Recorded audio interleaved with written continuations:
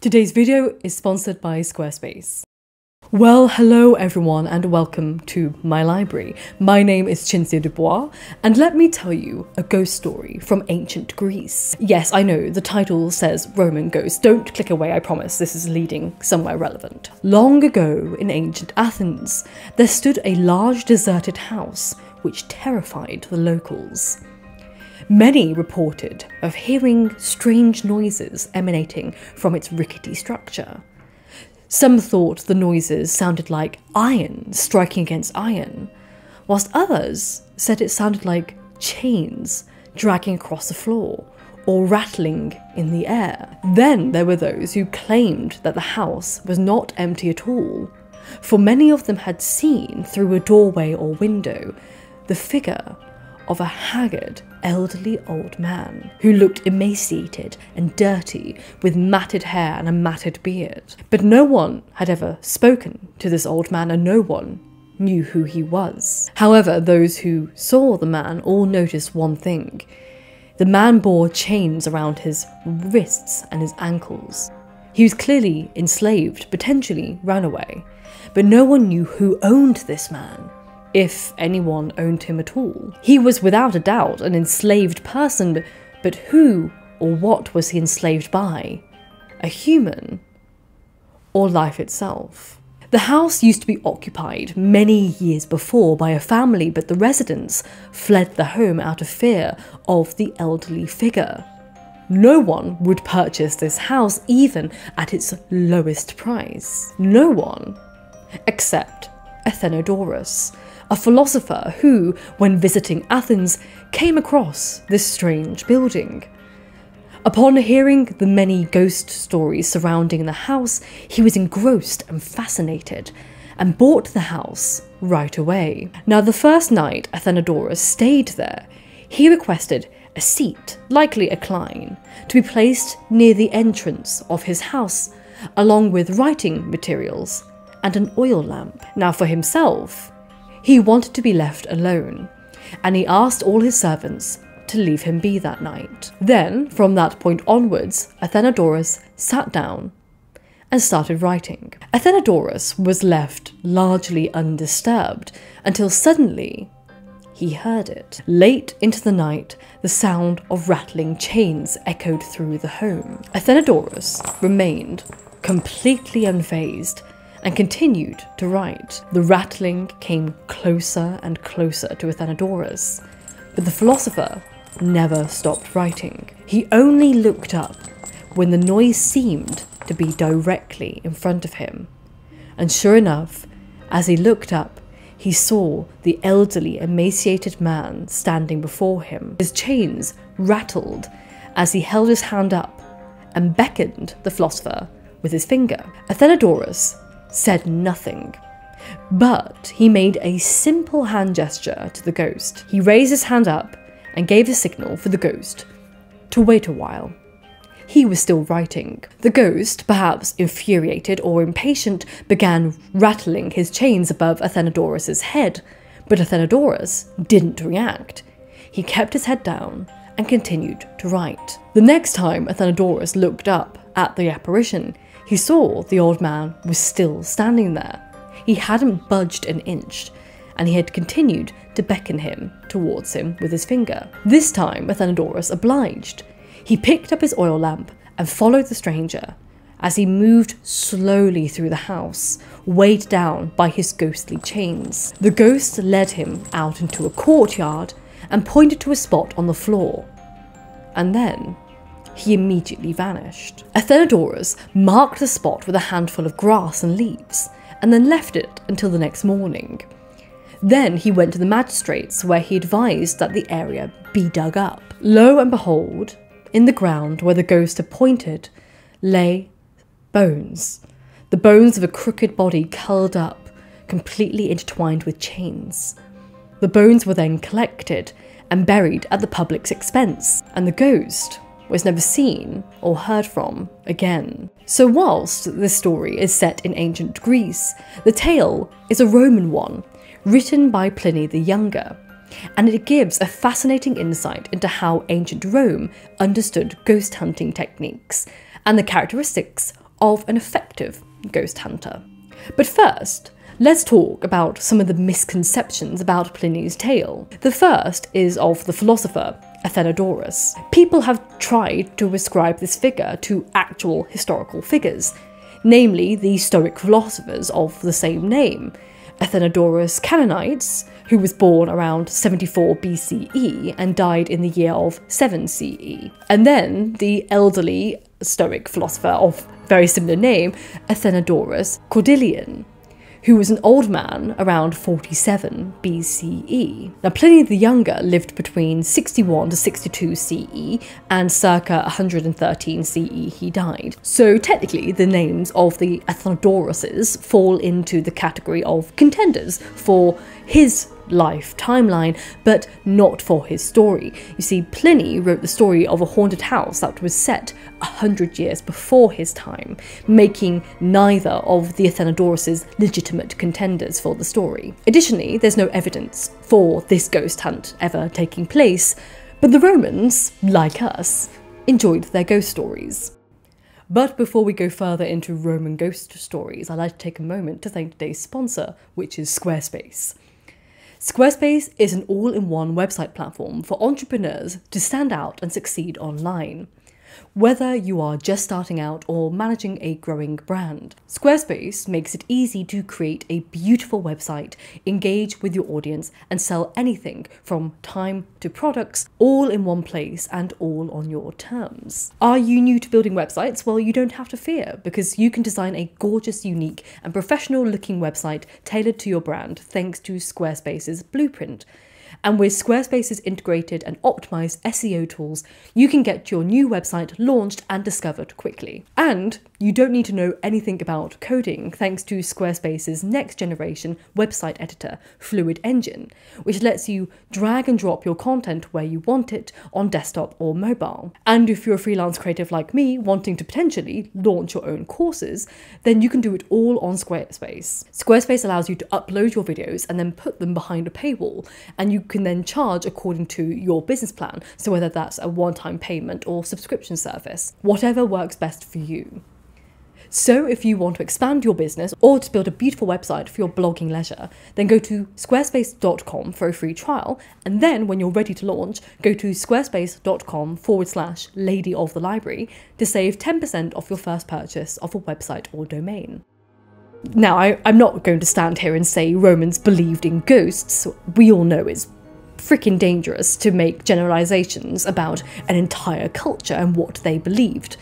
But the idea of ghosts was present in the social literary fabric of ancient Roman society, in the same way it is for us today, with legends and laws and stories, and even holidays around the idea of ghosts, i.e. Halloween. Yet if we go to ancient Rome and look at that idea of spirits, there were many types of spirits according to ancient Roman culture. In other words, there were many shades of dead. The most famous are the lemures, the angry, wicked spectres, which are most akin to what we would call a poltergeist today. They are the ones who, like in the story that I told at the beginning, would cause trouble in a home unless they were exorcised by a spiritual authority. And the main reason they are haunting the people in the home, as demonstrated by the story, was improper observance of their funerary rites, or that someone in the living failed to fulfill the wishes of the dead. These fearsome troublemakers often took terrifying forms,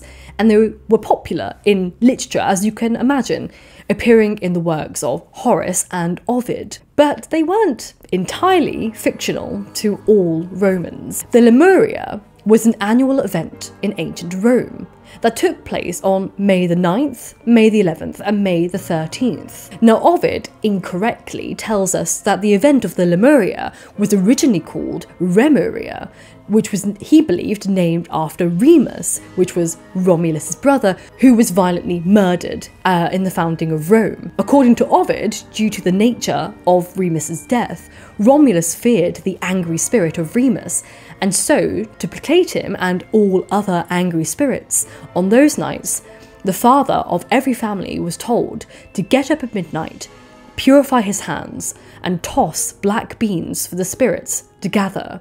and recite entreaties for the spirit's departure. However, many scholars believe rather that the name Lemures can be traced back to the Proto-Indian European stem of lem, which also appears in the name of the Greek monster Lamia, which is the child-eating monster who haunted the night. Now, the collection of the dead was known as the Manes, which was named after the divine spark that Romans believed existed in one's head.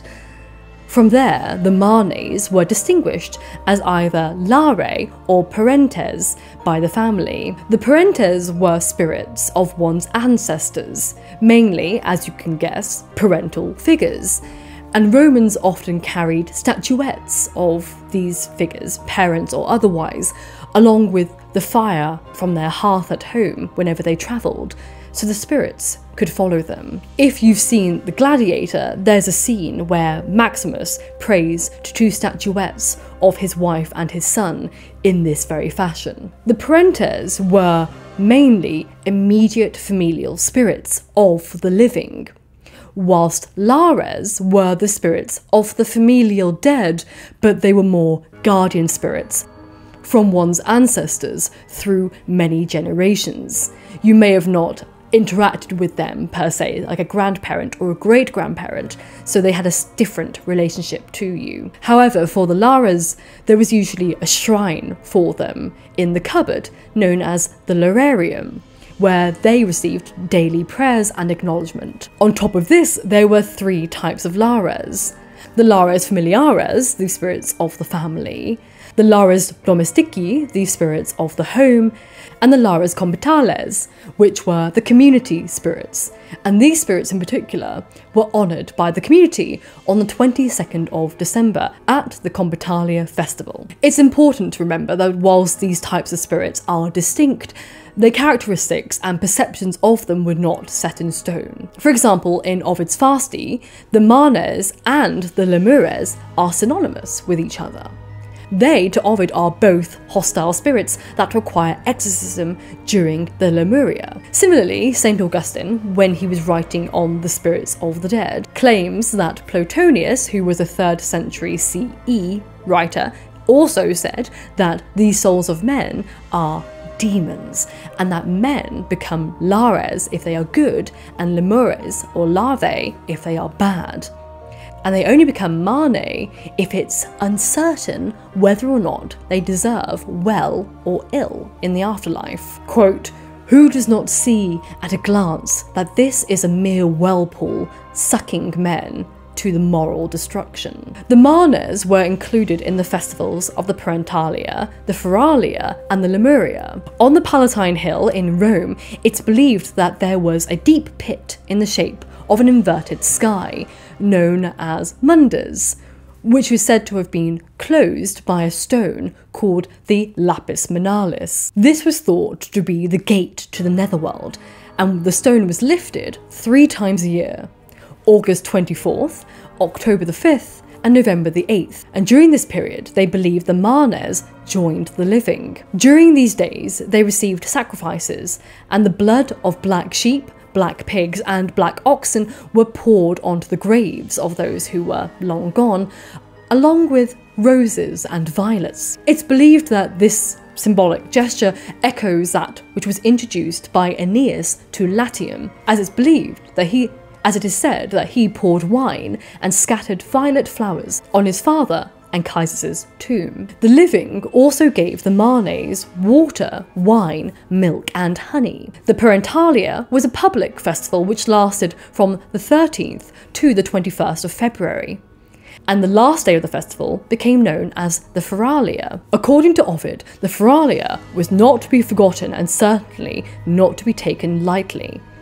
He tells us of a time when the Romans, during a war, neglected Feralia, leading to the spirits rising from their graves in anger and howling and roaming the streets. So during these festival days, all the temples are closed, marriages are not allowed, and the magistrates stopped wearing their insignia in public. The Festival of the Dead was then followed by a private festival on February 22nd called Charistia. Families would come together to burn incense for the Lemures, and during this day family members agreed to settle any hostility between each other and reconcile. This actually leads us to more wholesome spirits, which are also the panes and the penates, the spirits of the pantry and the kitchen.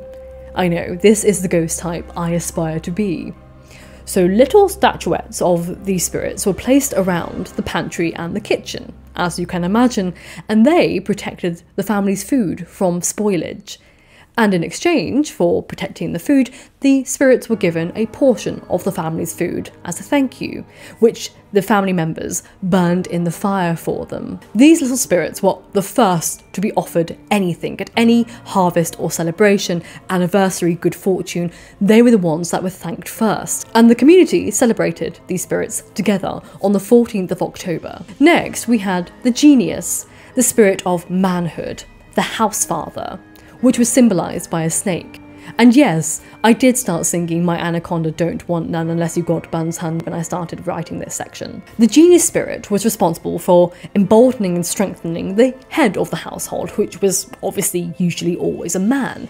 And this gave him the spirit and energy to do what he needed to do, to be a man, to protect his family and work and serve his country and land. Also, this spirit gave him power over the marriage bed, the lectus genialis, which, yes, because obviously baby got back. However, we also have the woman's version, Juno, the house mother, who was necessary under different circumstances. The genius spirit was synchronized with the genius loci, the protective spirit of the ground upon which one's home was built. The genius loci was often depicted in iconography as a figure holding objects such as the cornucopia, the patera, or libation bowls, or obviously a snake as well. Now, the genius loci could be anything from the city to the forest, the groves, the spring, wherever you were situated. It is the spirit of the land, and it was respected as such. If you respected the genius loci, you honoured the genius of your household, and thus your family would prosper. They are all interconnected. Now, obviously a little bit less wholesome were the umbrae, but they weren't exactly bad. It depended on who you asked. It basically all depended on why an umbrae was visiting you. So if you saw the umbrae of a friend or family member in a dream, fantastic news. They were usually there to tell you something very important. Now, it may not always be good news, but it was important that they were there. So this is where you get the stories of ghosts warning their partners to run away, as I already discussed in the Dido video, or they were telling you of buried treasure or where they left their will, etc. However, if it was a stranger visiting you, that was a major omen, especially if you weren't asleep when you saw the umbrae. Yes, the presence of a strange umbrae was said to imply that you'd done something bad, so people were left racking their brains, wondering who this was and who they had upset or angered, and they had to do anything to amend themselves and atone for themselves to make the umbrae go away. But yes, that is a story of ancient Roman ghost folklore and mythology. If you're interested in more stories similar to this one, please allow me to introduce you to my Google Doc in the description box down below. You can send me any requests, and I have this huge spreadsheet. I added to that, so thank you so much for everyone who's contributed. Thank you again to my patrons as always for making my channel possible to exist.